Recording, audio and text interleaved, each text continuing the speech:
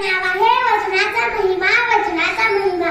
एक आटपाट नगर होतं. त्या नगरीचा राजा खूप दयाळू होता. एकदा काय झालं, राजाच्या राणीनं आपल्या भावांना आपल्या नगरात बोलावलं. राणीचेच बोलले पण ते राजाचे पाहुणे, राजाचंच पाहुणं राजाचंच मिळवलं. त्यांना तिथं काय बी कमी नव्हतं. श्रीखंड पुरी, बुंदीचं लाडू, पाचही पकवान खाऊन कंटाळलं राणीचं भाऊ. राजाचं मेवणं ते राजाचंच मेवणं. आणि राजवाड्यामध्ये पाहुणं, सेवेला दासी, पाचही पकवान. त्यांना तिथं काय बी कमी नव्हतं. कमी होतं फक्त हरणाचा मांस. स्वयंपाकघरात त्याचा एक तुकडा बी शिल्लक नव्हता. तेव्हा विचारली भटारी तरी काय करणार. राजाला ही गोष्ट कळाली. राजाने शिपायांना हुकूम सोडला, जा रे हरणाचं मांस आणा. शिपाई गेले फासेपाट्याकडे.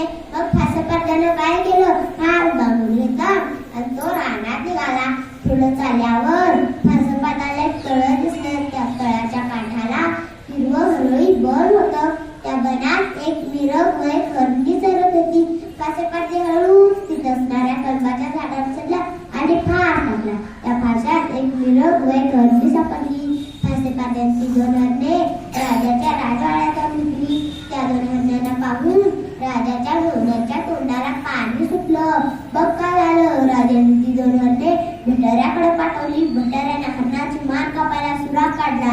काय आश्चर्य, भटाऱ्याने सुराख काढल्याबरोबर हरणीला पाना फुटला. दुधाच्या धारा उडू लागल्या. मग मिरगाचं काय झालं, त्याच्या डोळ्यातून अश्रू गळू लागले.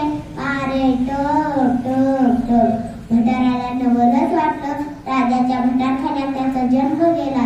त्याने इब्रीत कधी पाहिलं नव्हतं. तो घाबरला. अगदी हरणे राजा उभी केली. तेव्हा हरणी माणसावाने बोली, रानात माझी दोन पाडसं उपाशी येईल. भुके नदी व्याकुळ होऊन जातील. त्या बाळांना मी पाजून येते. यावर राजा का बोलला, उपाशी आई माझं बी पाहुणं, माझं ते नेवणं येशील पण तुझी असत्य तू सांग, त्यालाच आम्ही नको ना. यावर हरणी बोलली, रामाच्या आणि मिरग माझा देईल तो वचन.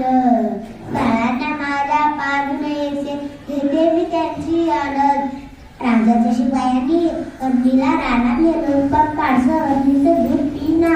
पाडसं आईला म्हणाली, आई गाई सांग तू आम्हा दूध का लागतं कडू. बाळाचं तसलं ऐकून बोलणं हरणीला आलं रडू.